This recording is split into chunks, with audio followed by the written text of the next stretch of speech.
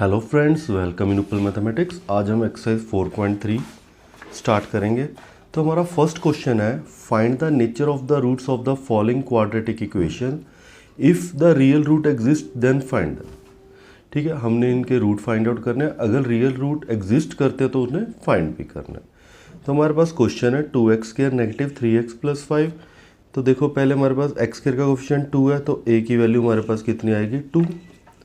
ठीक है, और b की वैल्यू नेगेटिव 3 और c की वैल्यू क्या है, 5।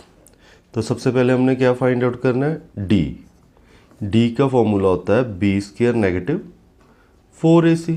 अब इसमें वैल्यू फिल करेंगे तो नेगेटिव 3 का स्क्वायर 4 इंटू 2 इंटू 5, तो 3 का स्क्वायर। नेगेटिव 3 को नेगेटिव 3 के साथ मल्टीप्लाई करोगे तो हमारे पास पॉजिटिव 9 आ जाएगा, और 4 इंटू 2 8 इंटू 5 हमारे पास क्या आ जाएगा, 40। तो ये हमारे पास क्या आ गया, नेगेटिव 31, जो कि 0 से लेस देन है। अगर d की वैल्यू 0 से लेस देन आ जाए तो क्या होता है, no real root exist, no real roots exist. ठीक है, तो ये था हमारा फर्स्ट पार्ट। ठीक है, d अगर 0 के नीचे आ गया तो इसे तो आगे सॉल्व करना ही नहीं। सॉल्व कब करना है, जब रियल रूट एग्जिस्ट करे। तो चलते हैं इसके सेकंड पार्ट पर। सेकंड पार्ट है हमारे पास 3x² negative 4 root 3x plus 4। तो a की वैल्यू हमारे पास है 3, b की वैल्यू है नेगेटिव 4 रूट 3 और c की वैल्यू है 4। तो पहले d फाइंड आउट करेंगे। d की वैल्यू है b² माइनस 4ac।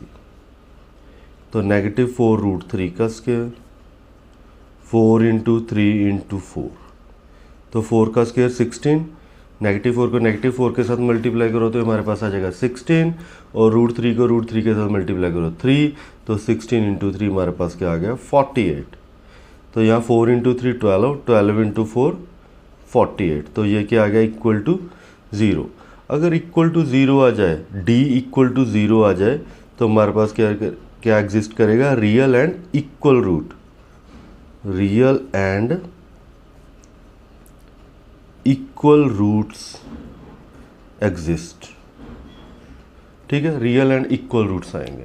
अगर रियल एंड इक्वल रूट आए तो हमने फाइंड आउट भी करने हैं। तो हमारे पास क्या फॉर्मूला है, नेगेटिव b प्लस माइनस यहाँ root of d upon 2a। तो b की वैल्यू हमारे पास क्या है, नेगेटिव 4 रूट 3। तो यहाँ भी हमारे पास क्या है, नेगेटिव, तो नेगेटिव 4 रूट 3। ठीक है, और प्लस माइनस d की वैल्यू क्या है, 0 डिवाइड में 2, और a की वैल्यू क्या है, 3। ठीक है, अब 0 का रूट तो 0 ही होगा, और हमारे पास वैल्यू क्या आ गई, negative negative positive 4 root 3 divide में 2 इंटू 3। ये 2 इसके साथ कैंसिल हो गया 2, तो ये आ गया 2 रूट 3 डिवाइड में 3। बुक में ये आंसर नहीं दिया हुआ, तो हमने क्या करना है, जो डिवाइड में 3 है उसे हम लिख सकते हैं रूट 3 इंटू रूट 3। ये रूट 3 के साथ रूट 3 कैंसिल, तो हमारे पास क्या वैल्यू आ गई, 2 बाय रूट 3। तो हमारे पास जो रूट आ गए वो क्या आ गए, 2 रूट आया, दोनों क्या है, इक्वल, 2 बाय रूट 3 और 2 बाय रूट 3। तो ये था हमारा क्वेश्चन फर्स्ट का सेकंड पार्ट, जिसमें क्या आया, real and equal root exist. तो चलते हैं लास्ट पार्ट पर।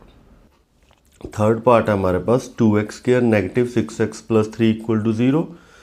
तो यहाँ a की वैल्यू है हमारे पास 2, b की वैल्यू नेगेटिव 6 और c की वैल्यू हमारे पास क्या है, 3। ठीक है, तो पहले d फाइंड आउट करेंगे। d की value b² negative 4ac।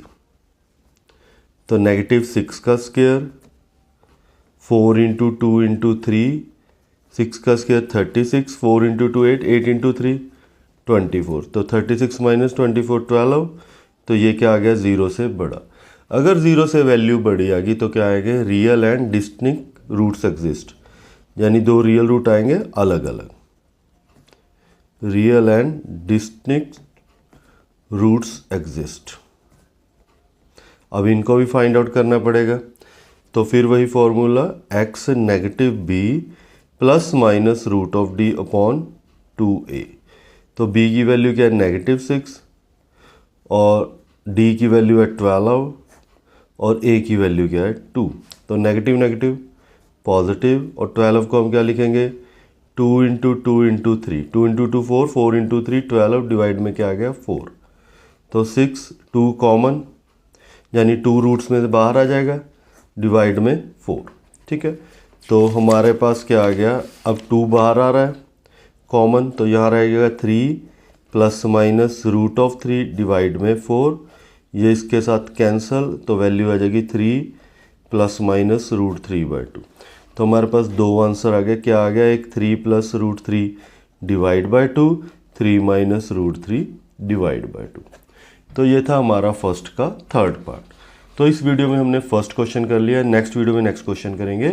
Thanks for watching and subscribe the channel and share with your friends.